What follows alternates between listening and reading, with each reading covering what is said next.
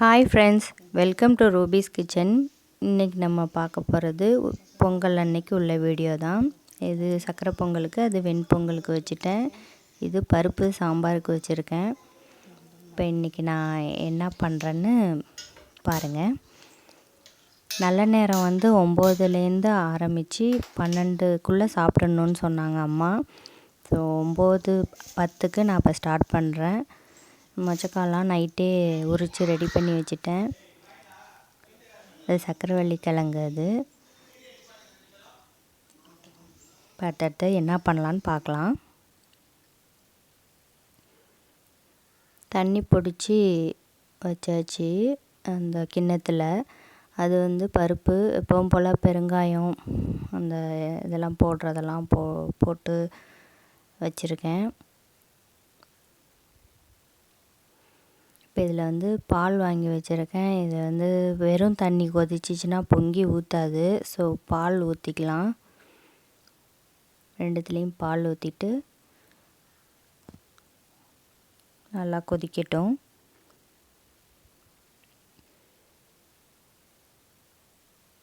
எங்கள் ஊர் தண்ணிக்கு லேட் ஆகும் எது வேக வச்சாலும். அதனால தான் எல்லாம் குக்கர்லேயே பண்ணிடுறது. இப்போ அந்த பருப்பில் மஞ்சத்தூள் போட்டுக்கிறேன்.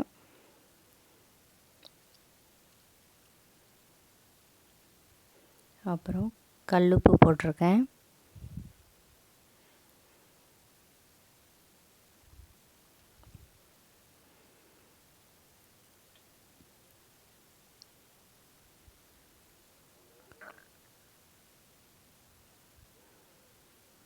அப்புறம் கொஞ்சம் ஒரு பெரிய சைஸ் தக்காளி ஒன்று கட் பண்ணி அதிலே வேக வச்சுக்கலாம்.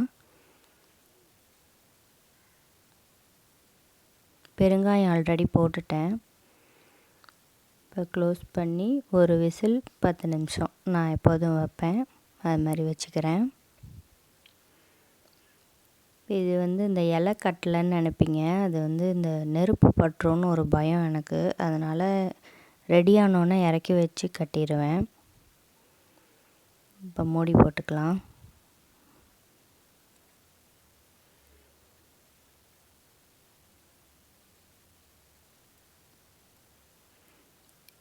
இது அவரைக்காய் பட்டை அவரைக்காய் தான் வாங்குவோம் எப்போதும். ஆனால் இப்போ என்னமோ ஒசூரில் அது கிடைக்கல. இந்த மாதிரி ஒல்லியாக உள்ள அவரைக்காய் தான் கிடச்சிது. இது எப்போதும் வாங்குறதில்ல. எப்படி இருக்கும் டேஸ்ட்டுன்னு தெரியல. அது இல்லைன்ற வாசி அந்த காய் கண்டிப்பாக போட்டே ஆகணும் கூட்டுக்கு சாம்பாருக்கும். அதனால் நான் இருக்கிறத வாங்கிடலான்னு வாங்கிட்டேன். நல்லா பொங்கி வெண்பொங்கலுக்கு உள்ளது ரெடி ஆயிடுச்சு. பொங்கி ஊற்றிடுச்சு. அப்புறம் பச்சரிசி களைஞ்சது. அது 150 கிராம் வரைக்கும் வடிக்கும் இந்த அரிசி. இந்த குண்டு. அதனால் நான் 3 சுண்டு சின்னதில் 100ல் 3 சுண்டு அரிசி எடுத்து களைஞ்சி வச்சுருக்கேன். அதை இதில் ஆட் பண்ணிக்கிறேன். எங்களுக்கு அவ்வளோ ஆகாது. ஆனால் இங்கே பக்கத்துலலாம் இருக்காங்க, ஃப்ரெண்ட்ஸ்லாம் நிறைய பேர் இருக்காங்க. அவங்களுக்கெல்லாம் கொடுக்கணும். அதனால் நான் இவ்வளோ அரிசி போடுறேன். இதுவுமே ரெடி ஆகிட்டு பொங்க போது.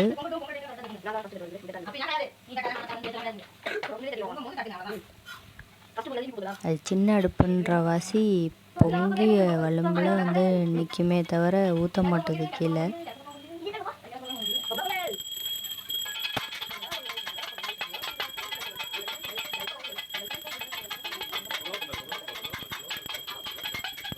அந்த வெள்ளை பொங்கலுக்கு கிழக்கு பக்கம் ஊற்றுனுச்சு. அது ரொம்ப சந்தோஷமாக இருந்தது. கிழக்கு பக்கம் ஊற்றுனா நல்லதுன்பாங்க. அதனால் என் ஹஸ்பண்ட் என்ன பண்ணாங்க, இப்படி அந்த பக்கம் தான் நிற்கிது, அங்கே அந்த பக்கம் தள்ளி விட்டுறேன் அப்படின்னு கரண்டியை வச்சு கொஞ்சம் தள்ளி விட்டுட்டாங்க.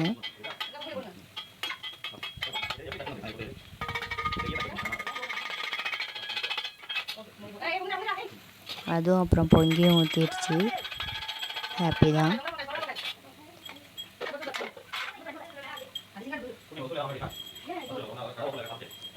இதுக்கும் அதே மாதிரி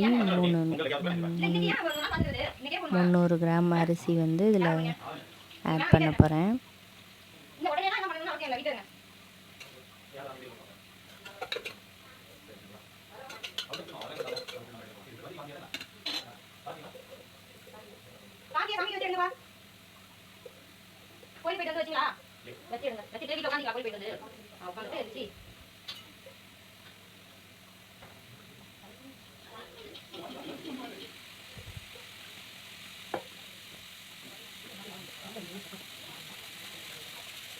அடிக்கடி கிண்டி ஒன்றும் இல்லைன்னா அடியில் போய் அப்படியே செட்டில் ஆகிடும்.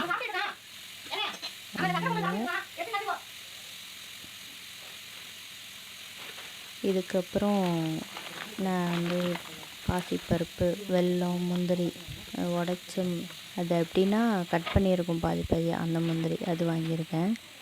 அது சீக்கிரம் வண்டும் வராது, நம்ம உடச்சி போடுறதுக்கும் ஈஸியாக இருக்கும். இப்போ வெள்ளை பொங்கலுக்கு வந்து பாசிப்பருப்பு அது வந்து அரை சுண்டு போட்டுக்கிறேன். அதாவது 100ல் அரை 50. அது மாதிரி சர்க்கரை பொங்கலுக்கு வந்து கடலப்பருப்பு போட்டுக்கிறேன் அரை சுண்டு. அதுக்கப்புறம் இது வந்து இந்த கூட்டு தான் ஸ்பெஷலு. இது வந்து மற்ற நாளில் ஒரு காய் கிடச்சா இன்னொரு காய் கிடைக்காது, அந்த மாதிரி இருக்கும். அதான் பட்டை அவரைக்காய் இல்லைன்னு சொன்னேன் இல்லையா, அதனால் இந்த அவரைக்காய் இதை நான் வந்து கத்தியில் வெட்டிட்டோம்னா அந்த நார் வந்து ஃபுல்லாக க்ளீன் ஆகாது. அதனால் நான் எப்போயுமே இந்த மாதிரி கையில் தான் இதை வெட்டுவேன். அப்புறம் அவரைக்காய் க்ளீன் பண்ணும்போது இப்படி தூக்கி வெயிலில் வச்சு இப்படி பார்த்திங்கன்னா அது உள்ளார பூச்சோ ஏதோ இருந்தால் தெரிஞ்சிடும். ஸோ அதை யூஸ் பண்ணாமல் இருக்கலாம். சிலப்போ வந்து இது கலரே சேஞ்ச் ஆகிருக்காது, உள்ளார பார்த்திங்கன்னா பூச்சி இருக்கும். அதனால் வெயிலில் ஒன்று ஒன்றுத்தையும் பார்த்து எடுத்து வச்சுருக்கேன். அதே மாதிரி கையிலே கிள்ளி எல்லாத்தையும் எடுத்து போட்டுக்கிறேன்.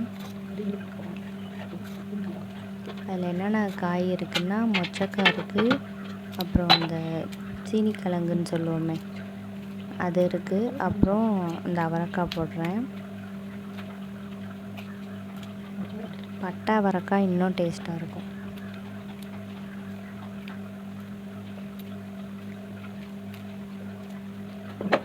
இப்போ 3 காய் போட்டாச்சு. இது ஒத்தப்படையில் தான் போட்டு செய்யணும். 3 அப்படின்னா ரொம்ப கம்மியாயிடும். அதனால் 5 காய், 7 காய், 9 காய் அது மாதிரி போடணும். அப்புறம் இந்த பம்கின் இதை சீவிட்டு இதை போட்டுக்கிறேன்.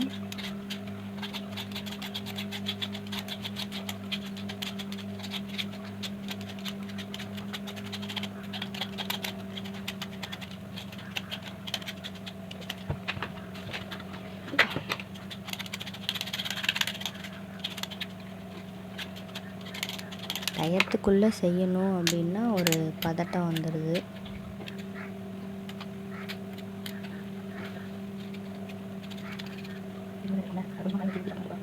இதில் உள்ள விதையை வந்து எடுத்து காய வச்சு உரித்து சாப்பிட்டிங்கன்னா பாதாம் பருப்பு மாதிரி அது ஒரு டேஸ்ட்டாக சூப்பராக இருக்கும். அது நல்லதும் கூட உடம்புக்கு. ட்ரை பண்ணி பாருங்கள். நான் அது மாதிரி எடுத்து வச்சுருக்கேன். இந்த பச்சை கலர் இல்லாமல் எல்லாத்தையும் க்ளீன் பண்ணிக்கலாம்.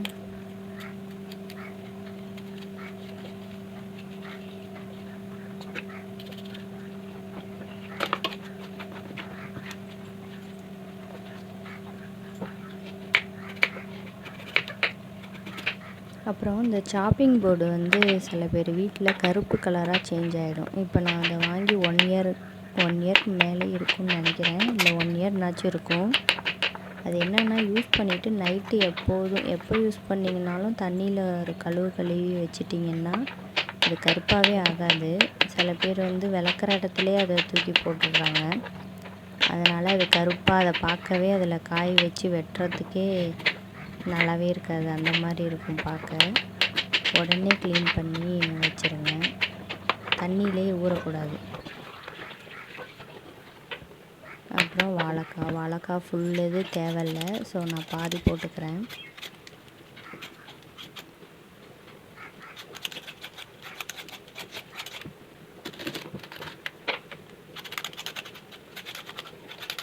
இந்த பச்சை கலர் கொஞ்சம் கூட இல்லாமல் எடுத்துக்கலாம். அப்புறம் அதை 3ஆக கட் பண்ணி குட்டி குட்டியாக கட்டமாக எல்லா காயும் ஓரளவு ஈவனாக இருக்கிற மாதிரியே கட் பண்ணிக்கலாம். இது 2 வாட்டி அலசி எடுத்துகிட்டு வந்து வச்சுருக்கேன். அப்புறம் பருப்பு விசில் அடங்கி கேஸில் ஃபுல்லாக ரிலீஸ் ஆகிடுச்சி. அதை வந்து நல்லா மசிச்சு விட்டுக்கலாம். தண்ணி ஊற்றுறதுக்கு முன்னாடியே மசித்தா தான் மசியும், இல்லைன்னா அப்படி முழுசாக இருக்கும். அதுக்கப்புறம் அதில் தண்ணி ஆட் பண்ணிக்கலாம். இப்போ எண்ணெய் சட்டி வச்சுக்கிறேன். அது வந்து கிண்ட முடியாதுன்னு எண்ணெய் சட்டியை முன்னாடி அடுப்புலையும் அந்த சக்கரை பொங்கலுக்குள்ளதை பின்னாடியும் வச்சுட்டேன். எண்ணெய் சட்டியில் எண்ணெய் ஊற்றிருக்கேன். இன்னும் கொஞ்சம் வேகணும் அரிசி, ஏன்னா வெல்லம் போட்டுட்டா அதுக்கப்புறம் வேகாது சக்கரை பொங்கலுக்கு. ஸோ நல்லாவே வேகட்டும். வெண்பொங்கலுக்கு இன்னொரு 5 நிமிஷம் இருந்தால் அதுவும் வெந்துடும் அந்த அரிசியும். இப்போ இதில் ஜீரகமும் வெந்தயமும் போட்டிருக்கேன் சாம்பாருக்கு.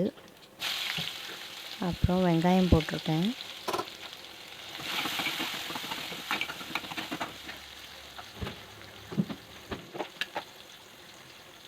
அப்புறம் கொத்தமல்லி கருவேப்பிலை க்ளீன் பண்ணிவிட்டு அதையும் போட்டுக்கிறேன்.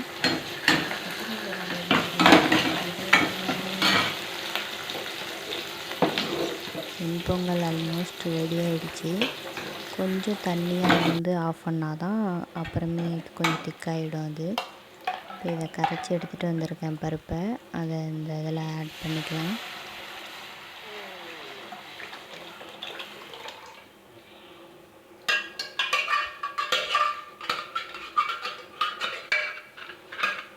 கொஞ்சம் அட்ஜஸ்ட் பண்ணிக்கோங்க சவுண்டை.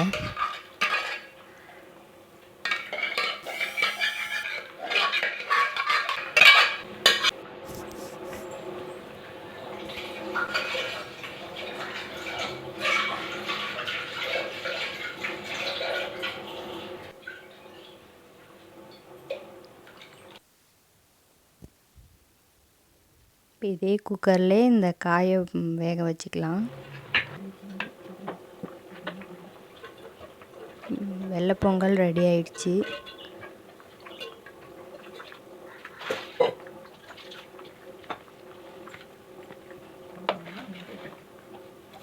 இதில் வந்து கொஞ்சம் கல்லுப்பு போடுறேன், அப்புறம் மஞ்சத்தூள் கொஞ்சம் போடுறேன். நல்லா குலுக்கிட்டு குக்கரில் வந்து ஒரே ஒரு விசில் தான் வைக்கணும். ரொம்ப குழஞ்சிரும், அதனால் ஒரு விசில் வச்சா போதும்.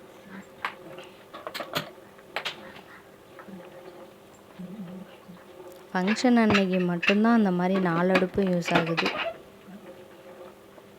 மற்ற நேரத்தில் 2 அடுப்பு, எப்போயாச்சும் 3 அடுப்பு யூஸ் ஆகும். மிளகாத்தூள் போட மறந்துட்டேன், அதையும் போட்டுட்டு நல்லா குலுக்கிட்டு விசில் போட்டுடலாம். ஒரு விசிலில் கண்டிப்பாக ஆஃப் பண்ணிடணும், அப்போ தான் ஒன்று பாதியாக நல்லாயிருக்கும் சாப்பிட அந்த கூட்டு. வெல்லத்தை நுணுக்கி எடுத்துகிட்டு வந்துடுறேன். பாதி போர்ஷன் நுணுக்கியிருக்கேன். அதை வந்து இந்த சக்கரை பொங்கலுக்கு உள்ள சாத்தில் ஆட் பண்ணிக்கிறேன்.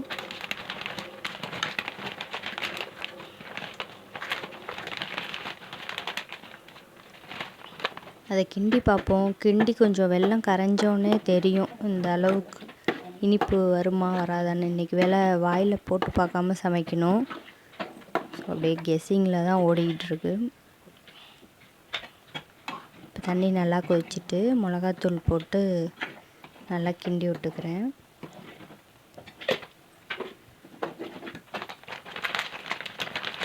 பத்தாத மாதிரி இருக்குது, அதனால் மிச்சத்தையும் அதில் ஆட் பண்ணிக்கிறேன்.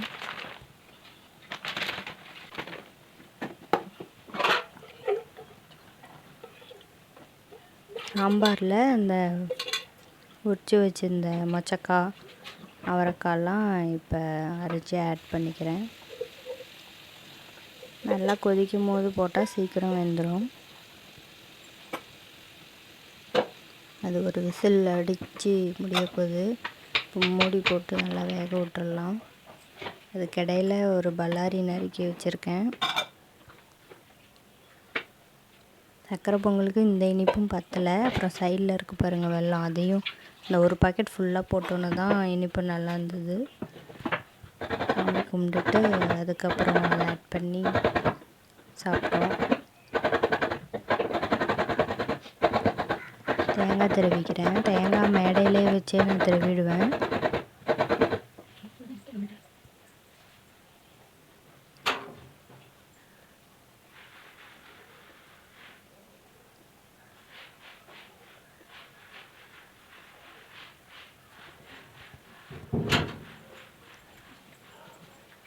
வெளியில் போயிட்டு வந்த வாசி எதையும் ரெடி பண்ணி வைக்க முடியல. வந்து தான் எல்லாம் ரெடி பண்ணது. அதனாலே ஒரு பதட்டமாகவே இருக்குது.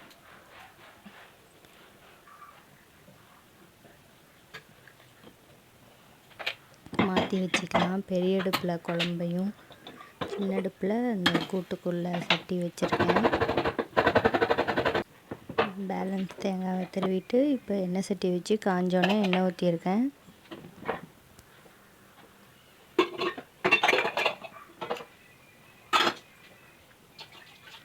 எண்ணெய் சூடாகட்டும்.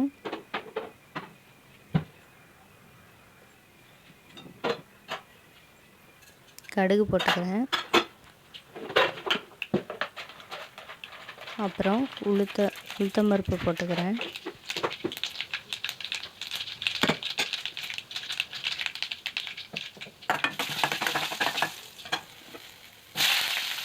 அப்புறம் பல்லாரி அந்த ஒன்று நறுக்குனேன்னா அந்த ஒரு பல்லாரி ஃபுல்லாக போட்டுக்கிறேன். கருவேப்பிலை,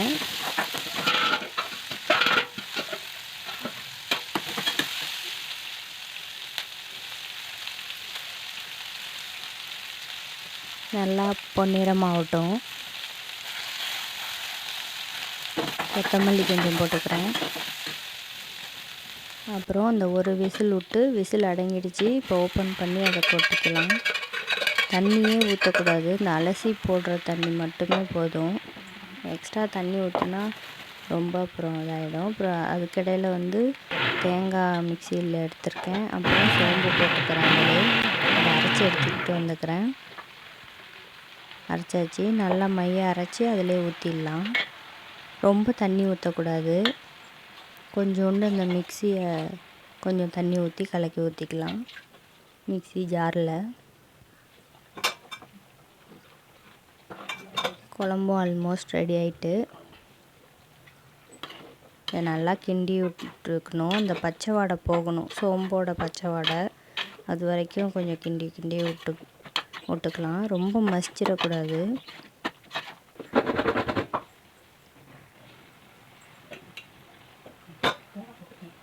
இப்போ அந்த வெள்ளை பொங்கலுக்கு தேங்காய் திருவண்ணம் இல்லையா, அதை போட்டு கிண்டி வச்சுட்டா அதோட வேலை வந்து ஃபுல்லாக முடிஞ்சிருச்சு.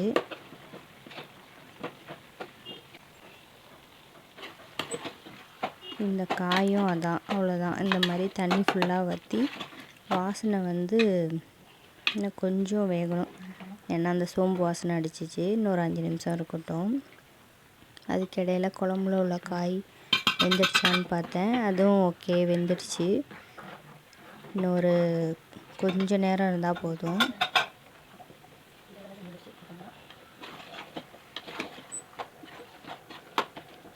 கூட்டும் ஆல்மோஸ்ட் ரெடி. அதையும் ஆஃப் பண்ணிடலாம்.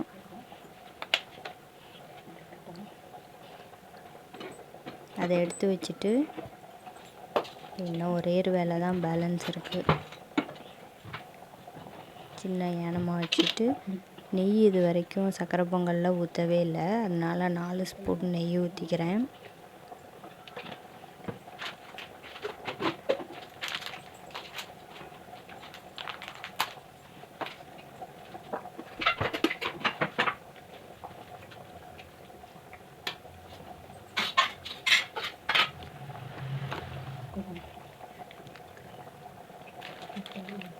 காஞ்ச திராட்சை இது ரொம்ப பிடிக்காது சக்கரை பொங்கலில் போட்டால், அதனால் கம்மியாகவே எடுத்துக்கிறேன். முந்திரி இந்த மாதிரி ஆஃப் கட் பண்ணி முந்திரி வாங்கினோம்னா, பாதி பாதியாக வாங்கினா இந்த மாதிரி உடைக்கிறதும் ரொம்ப ஈஸியாக இருக்கும்.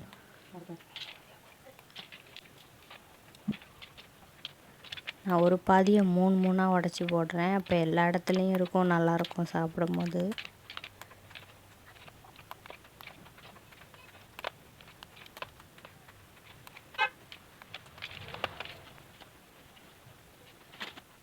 அதுதான் நெய் சூடாயிட்டு இப்போ ஃபஸ்ட்டு திராட்சையை போட்டுக்கலாம்.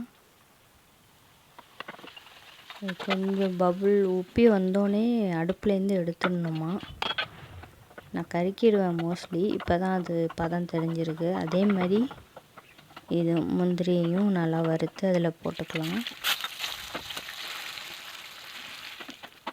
இப்போ ஃபுல்லாக கிண்டி வச்சிட்டோம்னா சக்கரை பொங்கலும் ரெடி ஆயிடுச்சு. இது இங்கே எங்கள் வீட்டிலே நான் ஊனி வச்சு முளைச்சது. போன வருஷமும் வீட்டில் உள்ளது தான் எடுத்து வீடியோலாம் ரெடி பண்ணேன். ஆனால் வீடியோ டெலிட் ஆகிடுச்சு. ஸோ மிஸ் ஆகிடுச்சு. இது எப்படி கட்டணுன்னா, இந்த மாதிரி கட்டினோம்னா சமயத்தில் ஹைட்டாக இல்லைன்னா பத்தாது. அப்போ 2 எடுத்து இந்த மாதிரி 2 இலையும் முறுக்கிட்டு இந்த மாதிரி கட்டிட்டோம்னா அப்படியே ஸ்ட்ராங்காக நின்றுக்கும். இது மண் படாமல் கொஞ்சம் கீழே இறக்கி கட்டிக்கிறேன். அப்புறம் நிறையா இலை விட்டுருந்துச்சுன்னா இந்த மாதிரி 2ஆக பிரித்து கூட கட்டிக்கலாம். 2 மாதிரியும் கட்டிக்கலாம். அது அதில் நிற்கணும், அவ்வளோதான் நமக்கு. அப்புறம் 11:30 மணி ஆயிடுச்சு. ஸோ 12 மணிக்குள்ளே பூஜையெல்லாம் முடிக்கணும். அதனால் ரெடி பண்ணிக்கிட்டு இருக்கோம். இலையிலெல்லாம் வச்சாச்சு. சாம்பிராணி கொளுத்துறாங்க. விளக்கு ஏற்றி சாமி கும்பிட்ற வேண்டியதான்.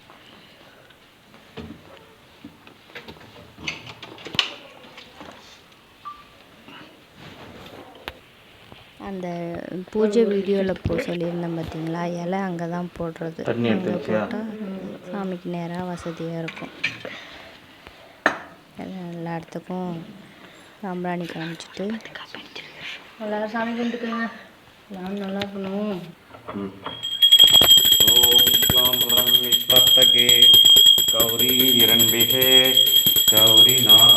சூரிய பகவானுக்கு காமிச்சிக்குவோம். அந்த நெட்டு வீடியோவும் ஒன்று பெண்டிங் இருக்குதுன்னு நினைக்கிறேன். ஸ்டிக் பண்ணுறது எப்படின்னு சொல்லி வீடியோ போடணும். சீக்கிரம் போட்டுடுறேன்.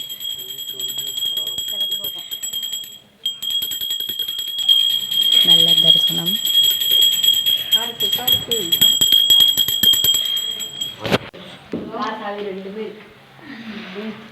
அப்புறம் ஒரு சர்ப்ரைஸ் எனக்கு கொடுத்தாங்க என் ஹஸ்பண்டு. என்னன்னு பார்த்தீங்கன்னா, இதான் அந்த காரோட கீ. இந்த கார் தான் அது. செகண்ட் ஹேண்டில் வாங்கி கொடுத்தாங்க.